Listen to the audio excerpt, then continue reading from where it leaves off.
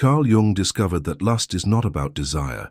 It's about a wound so deep in your psyche that you would rather destroy yourself than face it. How many times have you lied to yourself saying, "This is the last time"? How many times have you convinced yourself that the day I want I'll stop? How many nights have you gone to sleep promising yourself that tomorrow would be different, that you were in complete control of the situation, only to wake up and find that lust was still there, waiting for you? If you've ever experienced this, if you've ever felt this war within your own mind, know that you're not alone, and most importantly, you're not broken. Because Carl Jung discovered something that will completely change the way you see all of this. Something that shows that everything you believe about addiction, about control, about willpower, it's completely wrong. Chapter 1. What Jung really discovered. Have you ever wondered why some people can simply quit their addictions, while others struggle their entire lives with the same demon? Jung spent decades studying patients who were considered incurable. Alcoholics, sex addicts, people who seemed doomed to repeat the same self-destructive patterns forever. And then he made a disturbing discovery. The problem was never the substance, it was never the behavior. The problem was something much more primal, much more frightening. Jung realized that these people weren't seeking pleasure. They were running from something buried so deep in their psyches that they would rather self-destruct than look within. He called it shadow. But here's what no one tells you. Lust is just the mask your shadow uses to hide. And today, you'll find out what's really behind that mask. But before we continue, if you want to understand the deepest secrets of the human mind, leave a like below and subscribe to the channel. This will help me a lot in continuing to bring you this content. Chapter 2. The Anatomy of Self-Deception. Imagine for a moment that you've been sitting in a dark room for years, and suddenly, someone turns on a bright, blinding light. What would be your first reaction? Close your eyes, turn your face away. Do anything to avoid seeing. Jung discovered that this is exactly what happens to our psyche when we face aspects of ourselves that we find unacceptable. He observed that his patients developed what he called elaborate escape mechanisms, behaviors that appeared to be seeking something, but were actually avoiding something very specific. And lust? Lust is one of the most efficient mechanisms there is. Think about it. When you're consumed by desire, where is your mind? Is it in the past, dwelling on trauma? Is it in the future, creating anxiety? Or is it completely absorbed in the present moment of fantasy? Jung called this psychological anesthesia. Lust doesn't give you pleasure. It gives you temporary relief from the pain of existing as you truly are. And here's the cruelest part. The more you use this anesthesia, the more you need it. Not because the pleasure increases, but because the pain you're avoiding keeps growing in the darkness. It's like an infection.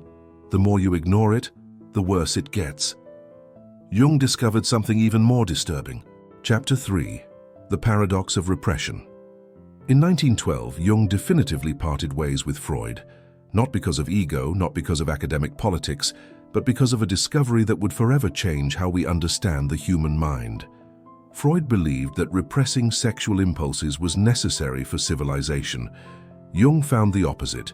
Jung realized that the more you repress an impulse, the more power you give it over your life. He studied medieval monks who spent decades trying to purify their thoughts. Do you know what he discovered? Many of them developed even more intense sexual obsessions than people who lived normal lives. Because repression doesn't eliminate the impulse, it transforms it into something much more dangerous and autonomous complex. Jung discovered that when you try to completely suppress a part of yourself, that part doesn't disappear. It sinks into the subterranean realm of your psyche and begins to operate independently of your conscious will. That's why you can be determined, focused, with every reason in the world to stop. And suddenly, as if someone else were taking control, you find yourself doing exactly what you promised you wouldn't do anymore. It's not a lack of willpower, it's an autonomous complex at work. But Jung discovered something even more shocking when he began to analyze the content of these compulsive fantasies. People weren't fantasizing about sex, they were fantasizing about something much more primal, much more necessary for psychological survival. And this brings us to the heart of Jung's discovery. Chapter 4. The Original Wound. Jung had a patient, let's call him Thomas. Thomas was a seemingly successful man, married and a family man. But there was something he couldn't control. For years, Thomas sought out therapists, support groups, and tried everything. Nothing worked. When he arrived at Jung's office, he was desperate. "Doctor, I don't understand. I love my wife, I don't want to do this, but it's like something stronger than me is taking over." Jung did something different. Instead of focusing on behavior, he began exploring Thomas's dreams, and it was there that he discovered the truth. Thomas wasn't seeking sexual pleasure. He was trying to heal a childhood wound of abandonment. In his dreams, Jung saw recurring images: a lonely child waiting for someone who never arrived. And in his sexual fantasies, the same dynamic. Someone finally choosing him, desiring him, making him feel enough. Jung realized that lust was just the language Thomas's psyche found to express an unmet emotional need. And this wasn't unique to Thomas. Jung began to see the same pattern in virtually all of his patients with sexual compulsions. Behind lust, there was always an emotional wound: abandonment, rejection, trauma, neglect. The psyche was trying to heal these wounds through the only language it knew how to speak: desire. But here's the tragedy. You can't heal an emotional wound with physical stimulation. It's like trying to quench your thirst by drinking salt water. The more you drink, the thirstier you become. And Jung discovered that there is a specific moment when this becomes even more dangerous.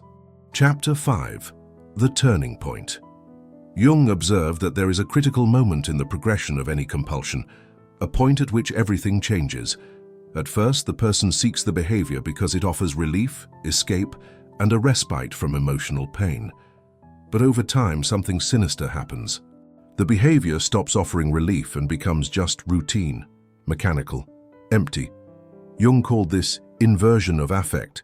What once brought pleasure now only brings numbness, but the person continues doing it because they are now afraid of what they will feel if they stop.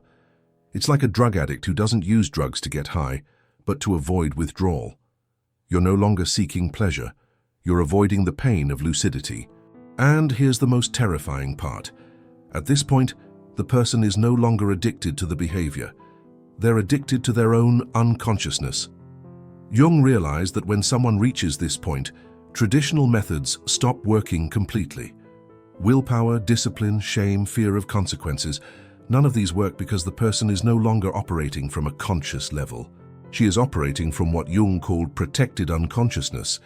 But Jung also discovered that this is precisely the moment when true healing becomes possible, because it's when a person finally stops fighting the symptoms and begins to confront the real cause.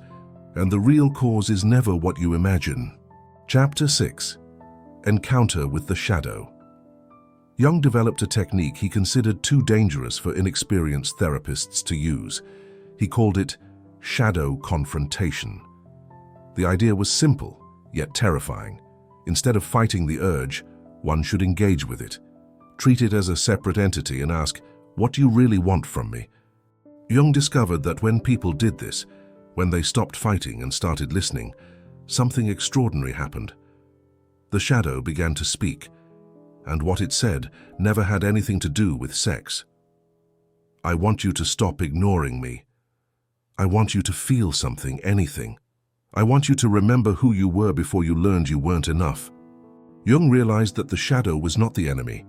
It was the part of us that was trying to save us from emotional death. Lust was just the most primal language she knew to keep us alive, to keep us feeling something, to keep us from becoming completely numb to our own existence. And when people finally understood this, when they stopped fighting the shadow and began to integrate what it was trying to communicate, something magical happened. The impulse didn't disappear by force. It simply transformed into something higher, more conscious, more aligned with who the person truly was. Jung called this transmutation of psychic energy. But there is one aspect of this discovery that Jung found so disturbing that he hesitated years before publishing it. Chapter 7. The Final Truth. In his later writings, Jung made an observation that completely changed how he understood not only addiction, but human nature as a whole. He realized that the people who were able to transcend their compulsions were not those with the most willpower or the most discipline. They were the ones who were brave enough to ask themselves, what if this thing I consider my weakness is actually my greatest attempt to heal myself? Jung saw that lust, addiction, compulsion were not signs that something was wrong with a person. They were signs that something was trying to heal within them. The psyche is so intelligent, so determined to survive and thrive, that even when it uses self-destructive methods, it is trying to communicate something essential about what it needs to become whole again. The question is not, how do I stop doing this? The question is, what is my psyche trying to heal me through this? And when you finally have the courage to ask that question, when you stop fighting yourself and start understanding yourself, you discover that you were never broken. You've always been trying to fix yourself. Jung discovered that the path to freedom does not pass through repression, does not pass through willpower, does not pass through shame.